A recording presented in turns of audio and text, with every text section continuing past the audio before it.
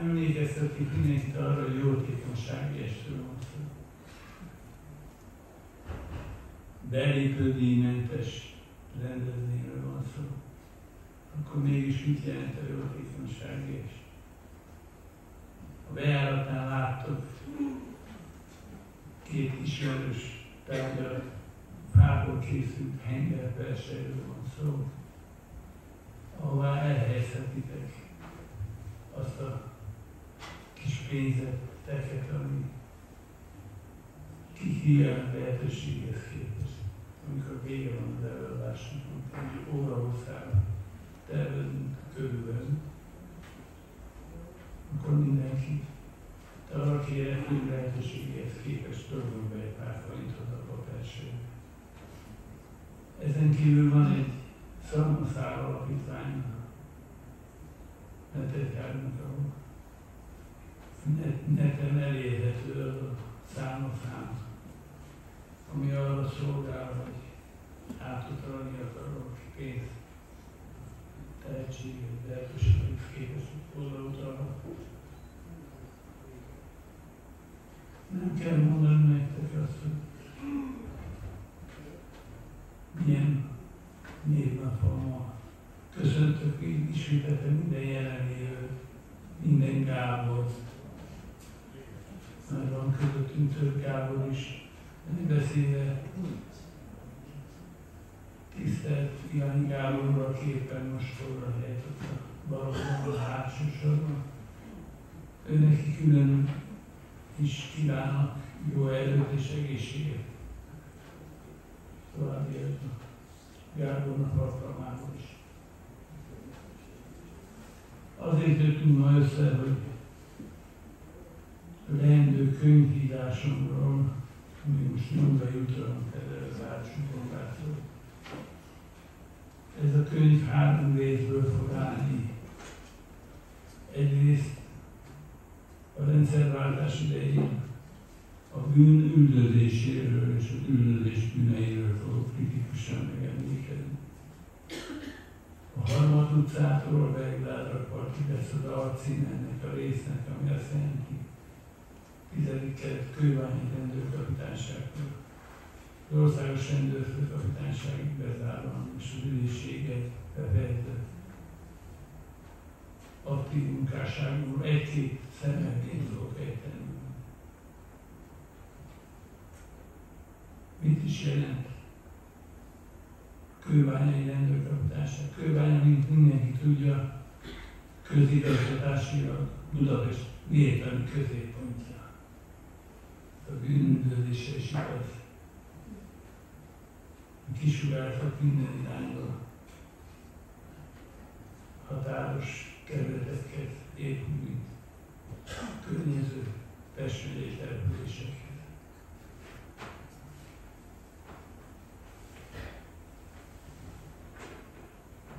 Mit mondott Kölcsey annak idején hajdanán?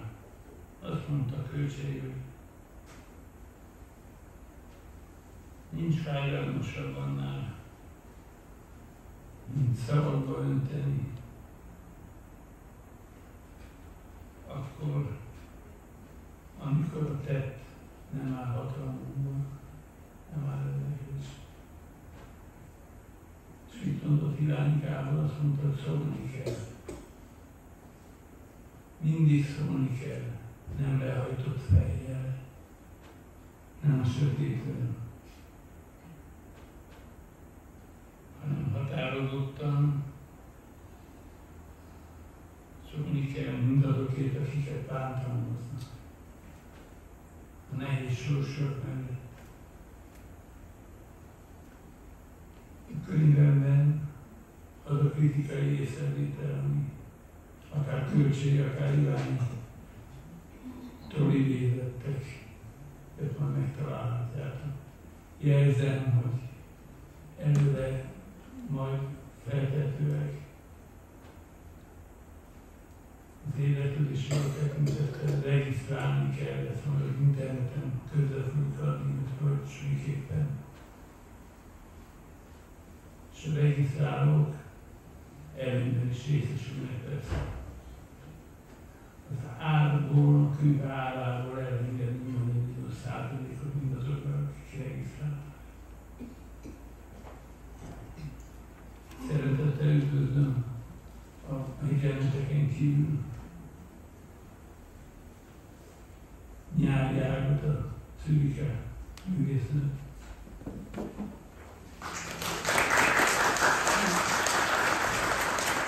Aki majd egyszerűen kedves és írásaimból a könyvem, megjelenő könyvemből fog idézni egy-két verset. Tehát miből is fog állni ez a könyv, egyszerűen mondtam a bűnüldözési részből, aztán pihentető versekből is, mert mit csinálni egy rendőr a vonalmában, így egy pár verset is között. Ugyan aktív koromban nem nagyon volt erre időm, mint ez kitűnik majd a könyvből is. A verseken kívül még közéleti írásaim is megjelennek, kritikus közéleti írásaim.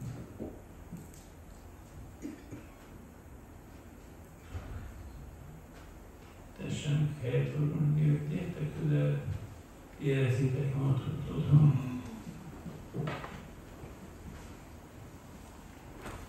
Hadd mondjam el nektek azt a verset, amit viszont nem én írtam, hanem aki már hallotta tőlem, nem baj, ismétlés nem áll. Pákovics István, költő, tanító, aki Békás Megyeren még engem is tanított. Ezzel illusztrálom azt az zaklatott világot, ami körbevesz bennünket. És minden sorra aktuális időszak. Nem tudom, mióta nézem a szemközti sárga falat.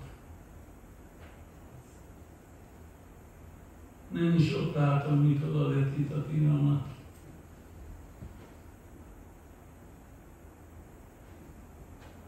A képek biridára visszavolik a szívemnek, kellene valami rágom, nem a némaság, siketítő csend, de függöny fölmenni. Nem tudom, miért nem lépnek a színre, hát ha megjön a vitorlása, szegény sarka vímre. Józsafát völgyét a térképen sehol se találtam. Milyen csönd lehet ott a holdfényes Ázsiában, a zenekar valami sokan, a tünebrét fújja. Nem tudom, élek-e még egy perc. Vagy egy óra múlva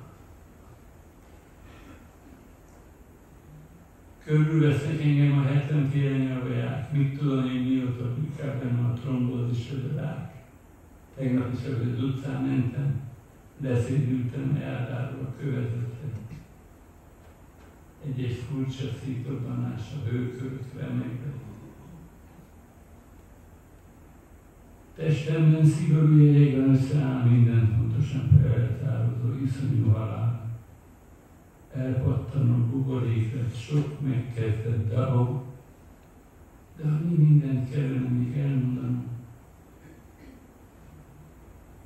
A finnyások megelágnak, szájukba vesznek, és kivetnek. De ki fog beszélni a kevésbé vágy füleknek?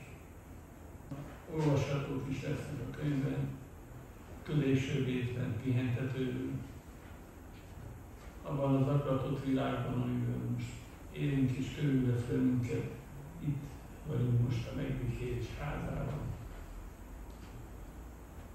Hiszen minden nap történik valami tragédia. Hol egy boltost fosztanak meg az életétől, Somogyorszárban. Hol egy másik ember gyilkolnak meg azért, mert nem adta meg, mindent tartozik. Szóval van bőven baj, ami miatt depressziósá válik az ember. Van bőven gond, betegség, ami miatt nehéz manapság mindenkinek. Nehéz Elisabeth egyháznak is, akik törvénysértő módon megfosztották attól támogatástól, amivel olyan egyházak is részesülnek, akik nem foglalkoznak az esetekkel, akik nem ápolják a hajlításokat, akik nem segítik az veszett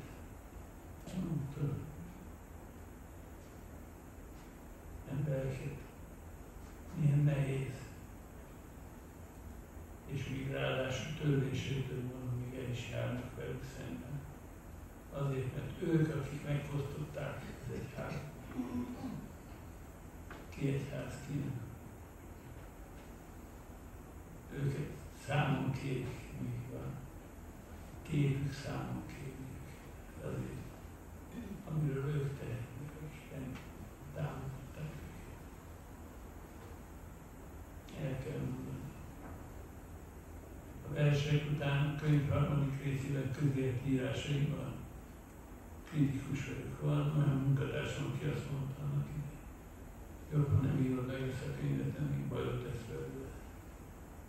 Sokan félnek kimondani az igazság.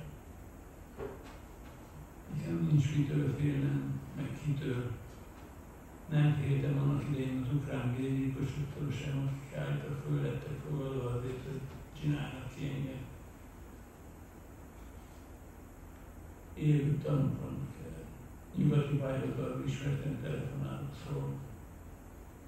Adó János, ez ki lesz égedve. Az ukrán gyilkosok föl vannak fogadva. Kértem a központi ügyelettől egy kazettára ezt a telefonhívást. Ismeretlen telefonálni, de kimentek az illetékesek már persze. Csak a nyilvános hűvét találták, amiből már egyre kevesebb van az országban, szerencsére Budapesten is. De így történt, elraktam ezt a kazettát, meg is van valahol. Csak azért, hogy néha elővelem is meghallgassam. Bevallom férfiesen, nem hallgattam meg egyszer sorozatra. Tehát ez történt.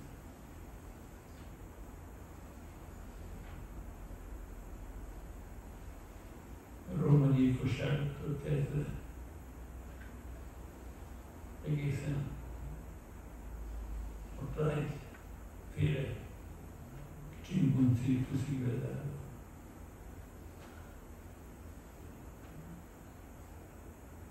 Mondom én, hogy a megbékélés házát azért is tartják így a hatalmasok.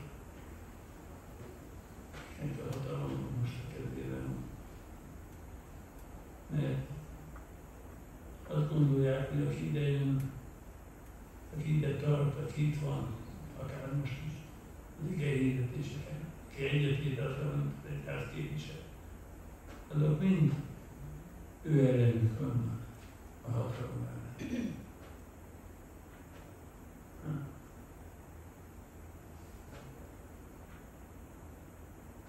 Olvassátok el majd a könyvet.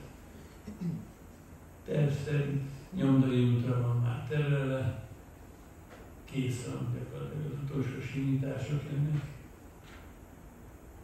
A könyvnapra a 80. születésnapomra talán megjelenik, nyáron lesz.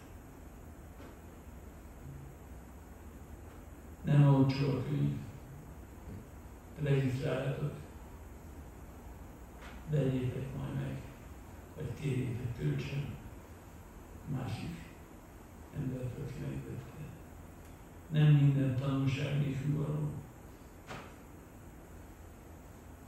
Nem bántok benne senkit, de keményen szólok mindenkinek. Mert ahogy egyesek óvtak attól, hogy megírjam, egyesek meg azt mondták, naív vagy te, csöndes, halkszalon naív ember. Vannak, akik ismernek, tudják, hogy képes vagyok hangosabban szólni, és keményebben is. A könyvben is ezt teszem. Míg a választások előtt fog megjelenni. Van 2 csoportom a Facebookon, egy évben egy női miniszterelnököt szeretnék az országban látni. Nem kell előítéletesnek lenni, hogy hívják most. Nincs jelentősége bizonyára mindenkitől. De köztársasági elnöknek is van egy javaslatom. Az itt ül most hátunk, csöndben.